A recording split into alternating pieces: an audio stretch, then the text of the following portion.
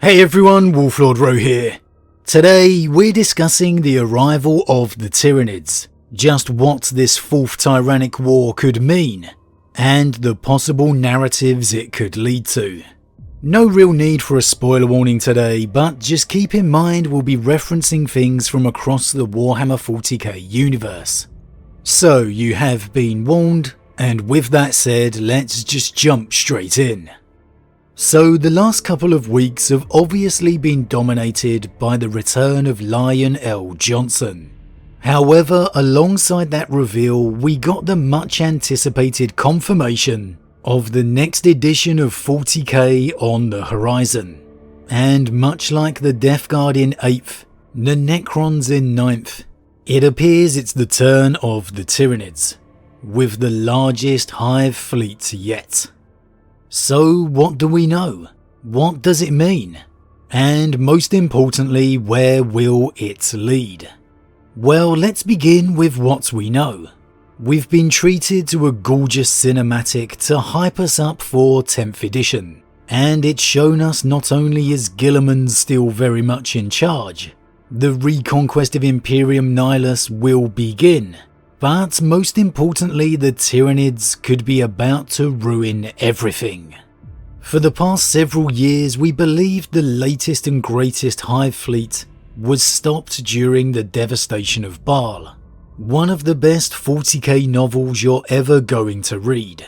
I've raved about it over the years, but if you're fairly new to the channel or even the lore and novels in general, I cannot recommend you giving Devastation of Baal a read enough.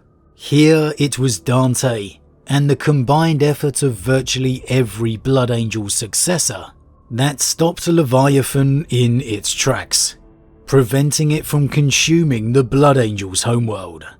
Though it nearly cost them everything, they broke Leviathan's back. Or at least so it was believed. For now, not only are the Tyranids back, but so too is Leviathan.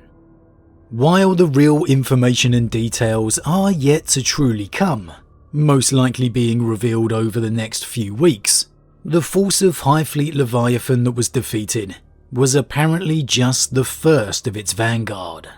And now the true force of the Hive Fleet is emerging, the biggest yet. And finally, it's emerging from the galactic west as well. Now, we've spoken and hoped about this previously, how whenever the next Hive Fleet broaches the borders of the galaxy, it needs to come from the west. The only real portion of the galaxy the Tyranids haven't broached. And well now, here it is. I don't know if it'll be focused predominantly to the northwest, above the Eye of Terror and within Imperium Nihilus, which maybe seems the most likely, or if we'll see it within Sanctus, far closer to Terra. But even from this simple geographical switch, so to speak, it's a big step back to placing the Tyranids as that true galactic threat, and keeping it as Leviathan, while surprising at first, is actually a really smart move, because it raises that question of just how big is Leviathan. If the same Hive Fleet can emerge from the north, and now from the west, it adds that sense of dread. Something I think the Tyranids had lost somewhat over the years, while the other factions were taking their time to shine.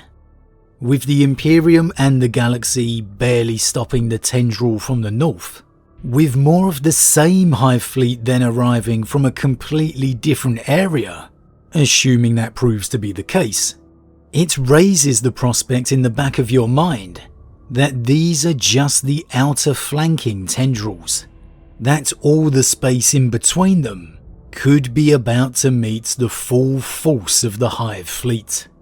Think of an ancient battlefield, the classic flanking cavalry units on the two sides, with the full meat of the army marching up behind from the centre.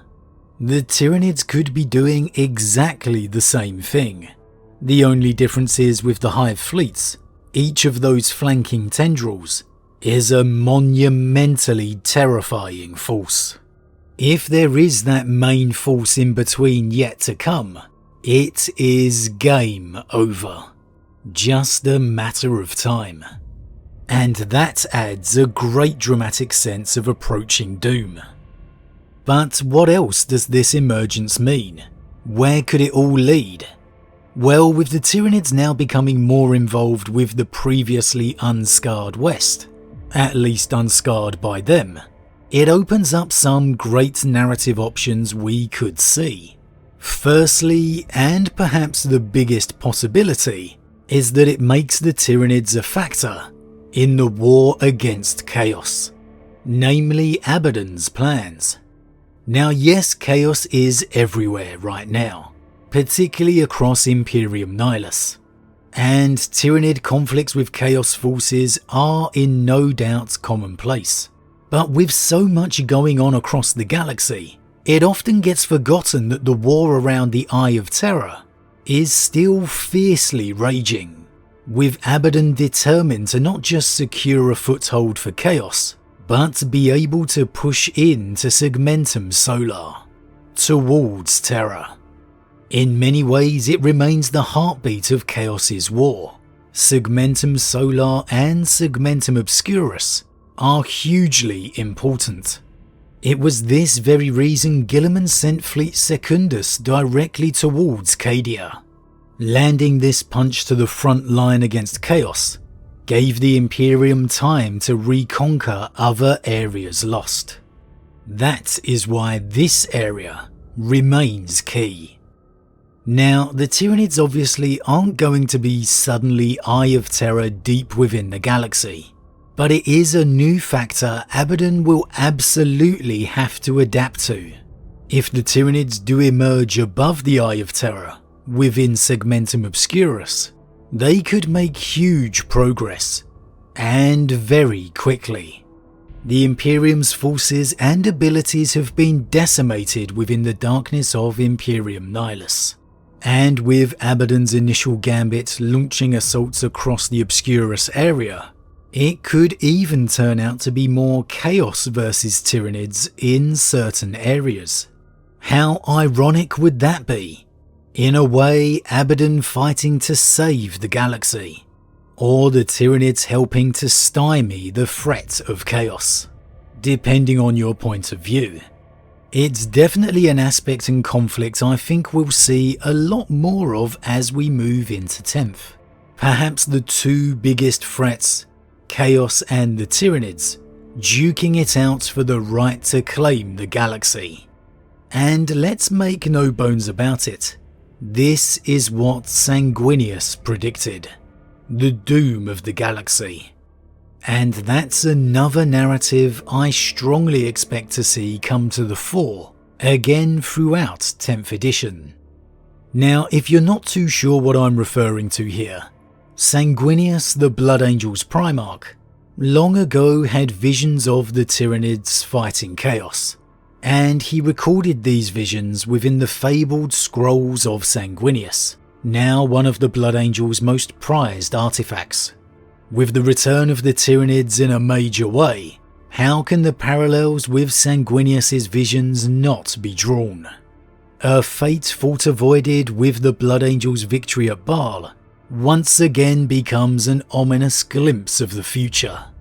And now Dante has crossed the Rubicon, the Warden of Imperium Nihilus could once again become an integral player. An out-of-the-box theory, but we could even see something crazy, like the Tyranids seeking revenge against the Blood Angels. Rather than driving straight for Terror, they could instead turn into the galaxy, heading straight for the Blood Angels' home. Regardless, one thing is absolutely certain. We haven't seen the last of Sanguinius' scrolls in this developing conflict. Now, one narrative I would love to see develop, if indeed the Tyranids do emerge and push through Segmentum Obscurus, is Perturabo stepping out of the shadows. Perturabo and the Iron Warriors were a huge part of Abaddon's 13th Black Crusade becoming a success. The Hammer of Olympia unleashed his strategic genius against Segmentum Obscurus in a tidal wave of war, tying up and shattering defences on one world after another. The Iron Warriors are entrenched within the Segmentum in great number. And if the might of the Tyranids were indeed to begin to push through it, how awesome would it be to see Perturabo and his legion going up against the Hive Mind? A dark replay of the Great Crusade in some ways, with a demon Perturabo testing his tactical genius once again, the Iron Warriors Legion showcasing the absolute carnage they can unleash, and their determination once dug in. Talk about the irresistible force versus the immovable object. Tyranids versus the Iron Warriors, in a large scale, would be awesome. The Iron Warriors creating a literal bastion of systems for the Tyranids to shatter against. And what a way to build to a traitor Primarch Perturabo return, giving the Iron Warriors some much deserved time to shine themselves. I think it would be a great clash of styles, a nice twist on the narrative, with watching a traitor legion going up against the Nids in force. And again, like I said, just giving a Primarch and legion who deserve some spotlight their time.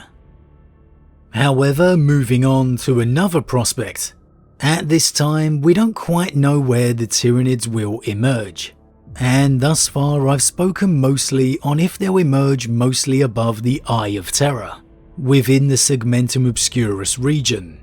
However, really the entire left-hand side of the galaxy's fringe is at play, and honestly I'd love to see signs or hints that the Tyranids could emerge from any area across it.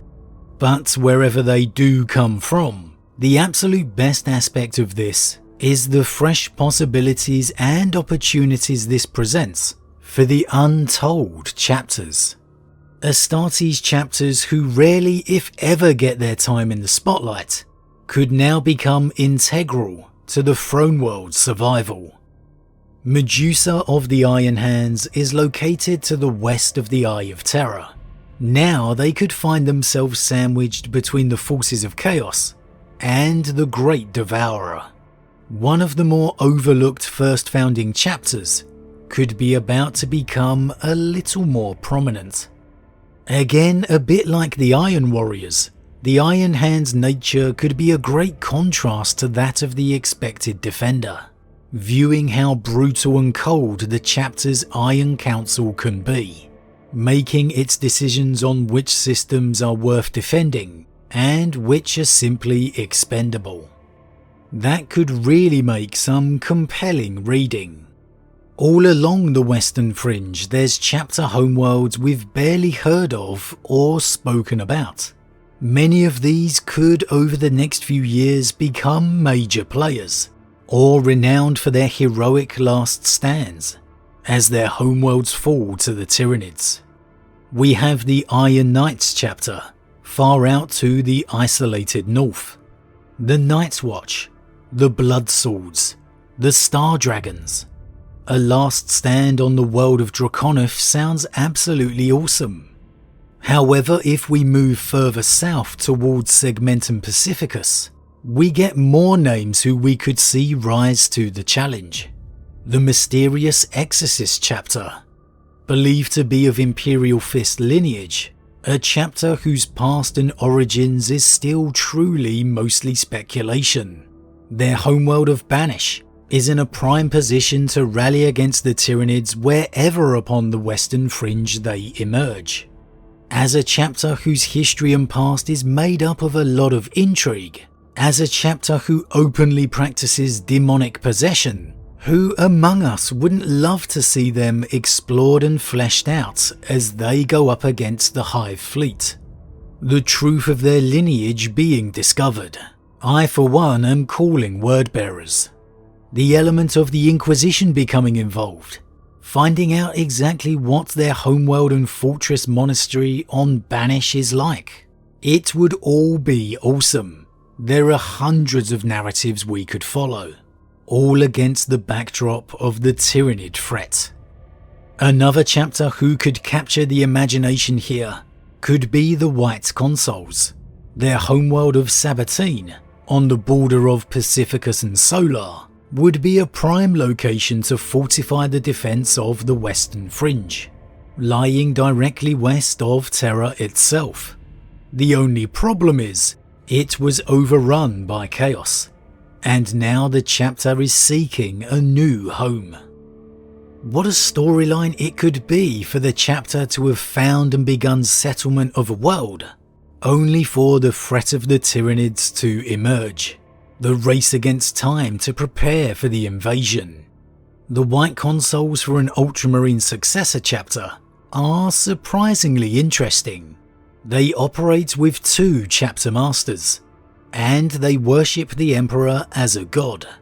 At least the Firstborn Marines did.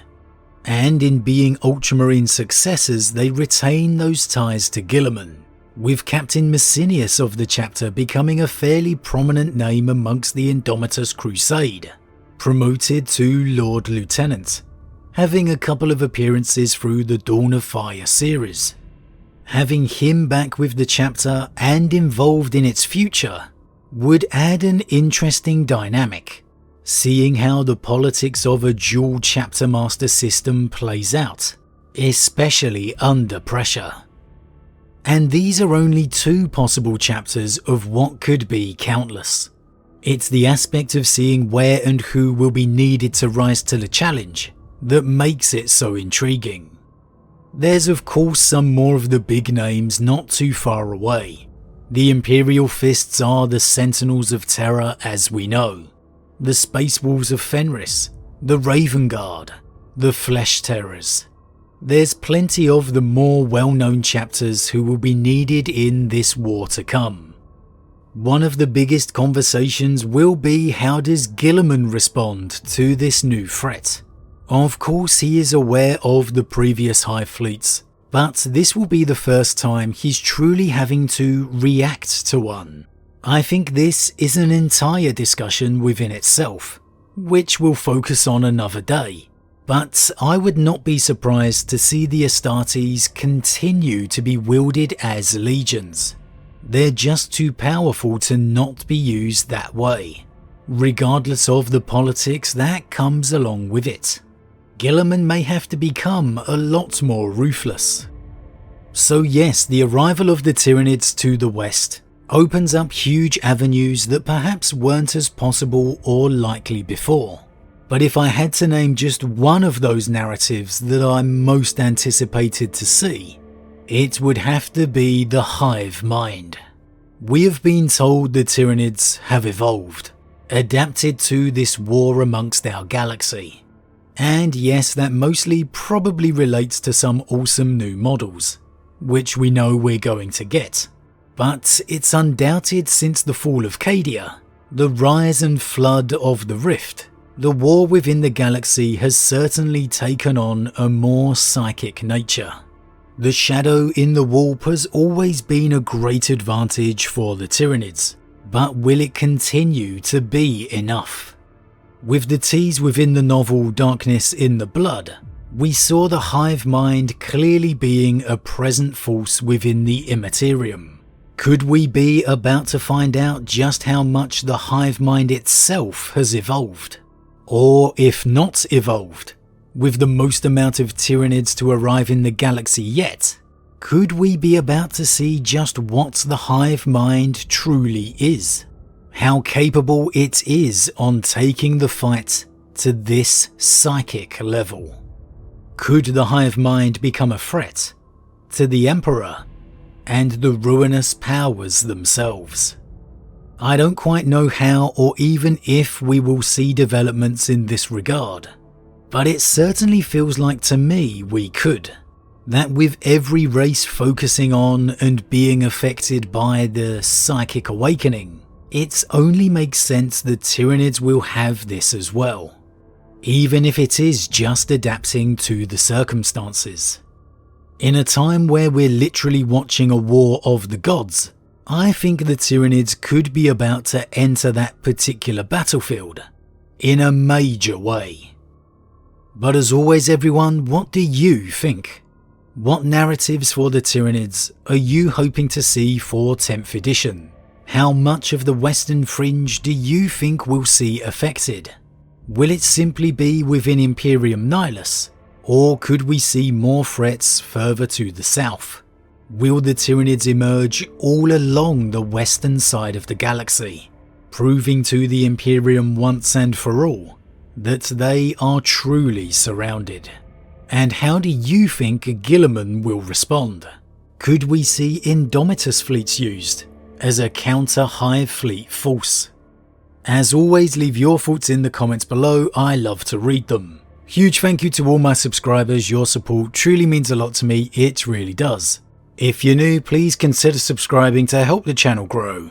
And if you enjoyed this particular vid, then why not drop a like on it too. With that said, I am off, and I'll see you all again real soon.